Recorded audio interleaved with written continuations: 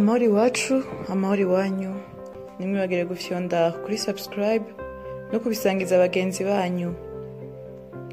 Ubu ni wa mwanya wo kubana natwe mu ncamake y'amakuru agezweho mu gihugu c'u Burundi. Kuri uyu wa kane, umukuru w'igihugu c'u Burundi Evariste Ndayishimiye akaba yagiranye ikiganiro n'abarongoye ibimenyeshamakuru mu Burundi. Icivugo kikaba cari ntibikunda atabinyamakuru.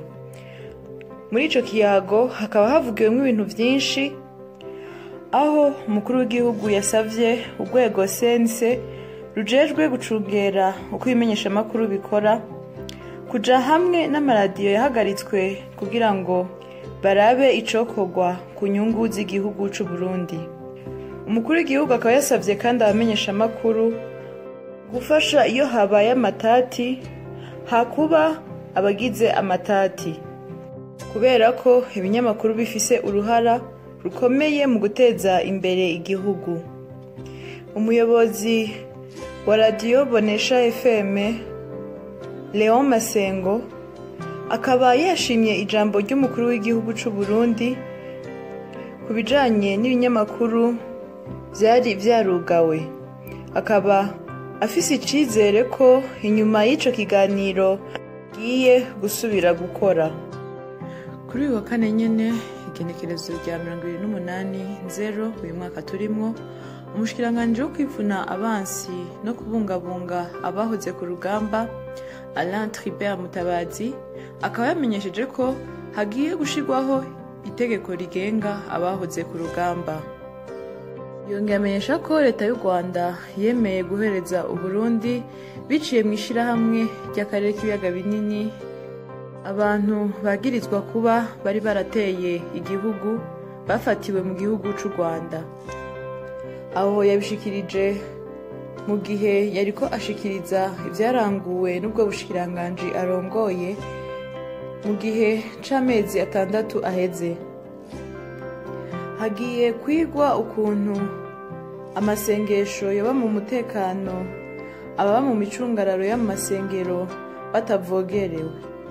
Ivyo bikaba vyashikirijwe n'umunyamabanga mukuru w'ishirahamwe ry'amashengero mu gihugu c'u Burundi Seneb Sylvestre Bizimana. Urongoye igipolisi c'Inyamiramabi mu ntara ya Kayanza Jean-Claude Mizero akaba yagabishije uwo wese agifise ingeso yo gufata ku nguvu abana ko abajejwe umutekano bafatanyije n'abajejwe intwaro bazobahana hisunzwe itegeko kandi batazokwihanganirwa. Aho ni mu gihe abantu 18 bari mu minwe y'Inyamiramabi muri iyo ntara nyene bagirizwa icaha co gufata ku nguvu abana bakiri bato muri aya mezi 2 aheze.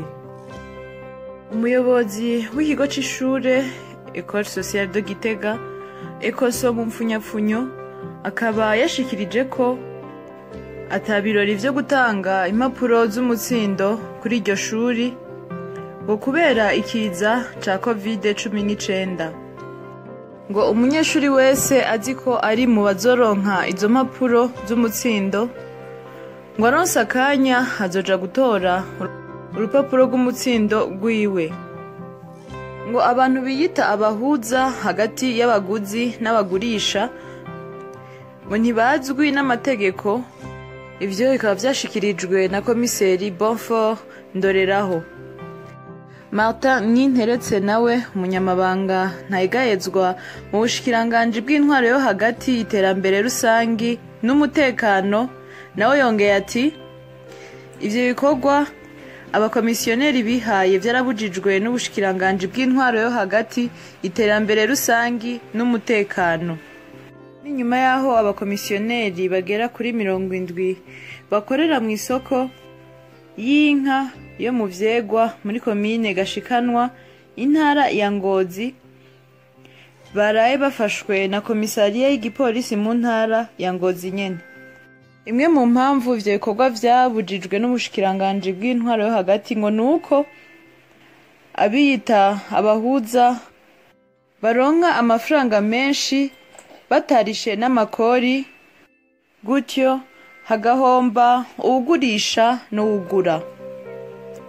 Abarenga 30 bakaba bamaze kurekurwa mu gatondo ko kuri uyu wa kane bamaze gutanga ihadabu y'amafaranga 100 umwe. Komiseri mukuru w'igipolisi c'Inyamiramabi akaba yashikirije ko ubu umuntu wese azokwitwara ko yibwe telefone ngendanwa abwirizwa kuzokwitura igipolisi ari uko yitwaje facture yerekana ibiranga naho yaguriye iyo telefone, ngo kubera ubu abantu babitura babaye benshi cane.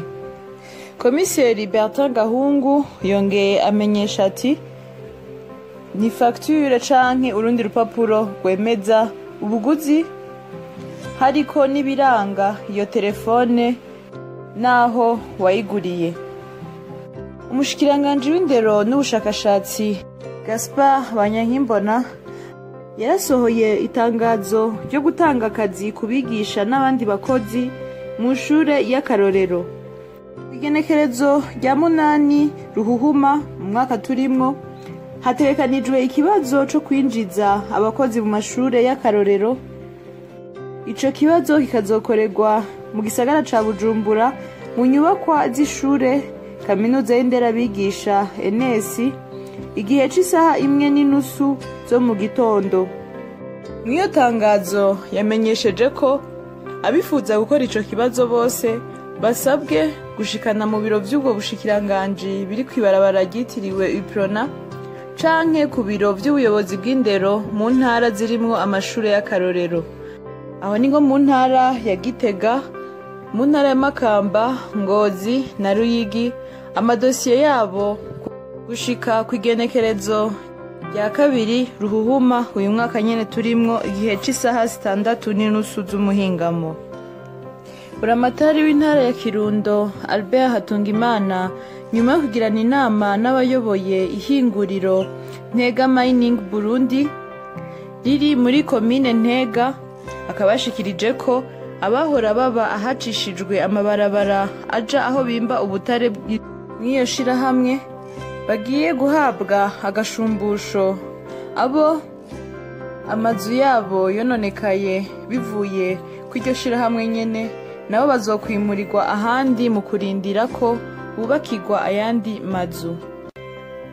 Tukiri mu gisata c'umutekano, imyambaro 8 n'umupira w'imbeho by'abapolisi byafashwe ku muntu yitwa Ndikumana Gerard aho ni muri komine Kanyosha ku mutumba Kavumu. Bikaba byaraye bibaye kuri uyu wa kabiri aho abapolisi bari barahawe amakuru avuga ko uwo mugabo Ndikumana Gerard yoba atunze ibigwanisho. Ubu akaba ari mu minwe y'Inyamiramabi. Vyankurikiye umuvugizi w'ubushikiranganji bujejwe umutekano akaba yasavye abantu bose baba bafise ikintu cose c'abajejwe umutekano kugisubiza batarinze kuronderwa ngo bahanwe. Ubushikiranganji bujejwe imigabo n'imigambi y'ishirahamwe ry'ibihugu vyo muri Afrika y'ubuseruko East Africa Community, Rwaruka, inkino n'imico kama bwashize ahabona ibikorwa bitari bike bwaranguye kuva ku itariki ya 1 Mukakaro umwaka wa 2020 gushika itariki 1 Kigarama umwaka wa 2020, aho hashizwe ahabona ibitari bike mu bisata bitandukanye.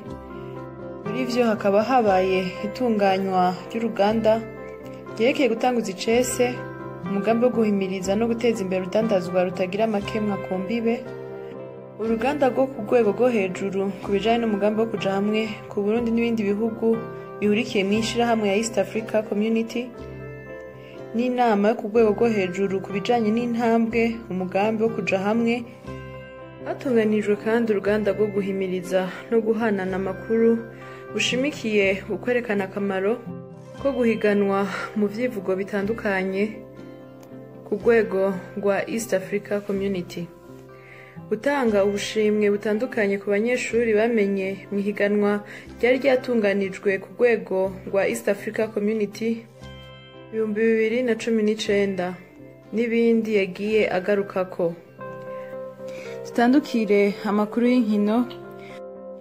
Sadah Nahimana ni umukinyi wa tenisi yaraye afashe indege imwerekeza mu bihugu vya Afrika y'Epfo hamwe no mu Bufaransa, akaba yitabiriye amahiganwa agiye kuberayo. Uwo mwigeme ngo nubwo abayeho mu buzima bubi, amaze gutahukana ubushimwe butari buke ku rwego mpuzamakungu. Mbere yahora afata tukutuku agiye ku kibuga c'indege citiriwe Melchior Ndadaye gufata indege, ariko ngo kuri ubu yungurujwe n'umuvyeyi Solange Umuregwa, akaba ari umwe mu bakunzi bakunze kumukurikirana. Nayo mu mupira w'amaguru, 19e journée ya phase retour ikazotangura ejo kuwa gatanu, aho kuri stade Intwari Muzinga FC izohura na Vitaro FC saa 10 zo ku murango. Bakundukize Bernarda yahoze akinira umugwi Vitaro yaraye akinye umukino wa mbere mu mugwi mushasha rimwo Dubai United FC. Iyo ikaba ari incamake y'amakuru agezweho mu gihugu c'u Burundi. Mwakoze mwebwe mwese mwaduteze yompi, nimwibagire gufyonda kuri subscribe no kubisangiza abagenzi banyu. Murakoze.